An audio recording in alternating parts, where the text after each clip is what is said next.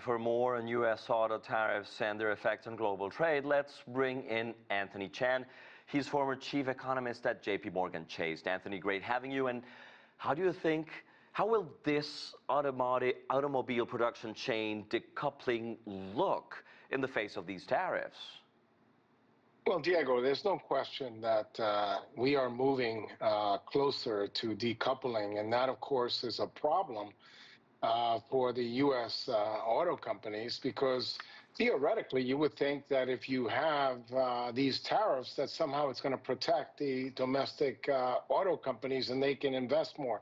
But in reality, what it has led to is greater uncertainty. Mary Barra, the CEO of General Motors, says that they're practically paralyzed because there's so much uncertainty and so many changes with these tariffs. They really can't do anything or make any real decisions until they feel certain that they know what it's going to look like. Anthony, we just saw China evolving toward electric mobility. Do you see this having knock-on effects in the greater economy? Well, I think that for China versus the U.S., once they impose those tariffs of 100% against Chinese electric vehicles, I think China quickly pivoted towards selling their cars in other countries like Europe, Latin America. And so there's nothing that is going to stop China from exploring those markets and getting a deeper foot in those markets. And they're moving in that direction. The technology certainly is supportive.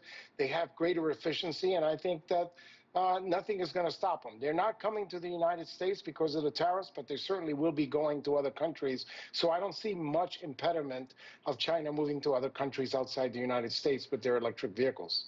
And, well, in your Substack, right, the People's Economist, you posted a very interesting article. You describe a series of trade-offs around tariffs, right?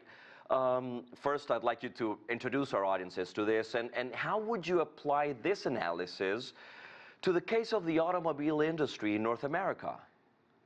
Well, in that Substack article that I wrote, we know that tariffs in the United States is viewed in two ways. Some people say they're great because they're going to generate, if you have 15% tariffs for all goods or so, you can accumulate up to $3.9 trillion over the next 10 years. But what they don't tell you is that if you break these supply chains, you're going to have lower productivity. And lower productivity means increased costs. Remember that the reason why there was all this outsourcing was to make U.S. auto companies more competitive with their counterparts in Europe and other parts of the world. Now, all of a sudden, if you're going to have higher costs, you're no longer as competitive. So that trade-off doesn't work as favorably. And to the extent that these tariffs are temporary, it's kind of silly to think that we're going to get those revenues over the next 10 years. So that trade-off is not working out as expected. And just to stay with your analysis on Substack, right? U.S. tariffs have shifted global trade flows, you argue in your piece in Substack. I'd like to go over the impact on emerging markets. Well, emerging markets certainly have a bigger share of exports as a percentage of GDP. Your average or typical emerging market has exports as a percentage of GDP anywhere from 30% to over 100%. And guess what? For the United States, about 11%. So if you look at the International Monetary Fund that downgraded economic growth for emerging markets even more than they downgraded it for developed markets, they're going to be hurt. Now, it's true that the dollar is weakening, and that's a small positive.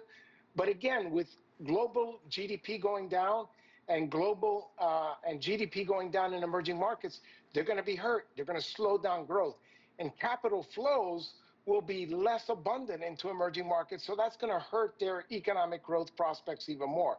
So for emerging markets, these global tariffs are a big economic negative headwind for them, and it's just not a positive development. But even in the United States, we saw that the International Monetary Fund downgraded their forecast, again, comparing to January, by 0.9%. It was a huge decline, despite the fact that everybody talks about these trade-offs, that you can protect all these industries, but the cost and all that tax being passed on to consumers will mean that consumers have less purchasing power, and therefore they'll be able to buy less products GDP goes down. In short, that's going to happen all over the world, but it's also happening in the United States. So that trade-off, when you look at it in theoretical terms, seems reasonable. But what we're seeing is that these tariffs will lead to lower demand, which lower economic growth, and higher costs as these tariffs are passed on to the consumers. And guess who gets hurt the most? People that earn the least amount of money, because these taxes are regressive in nature. Anthony Chan, thank you for your insights. Great.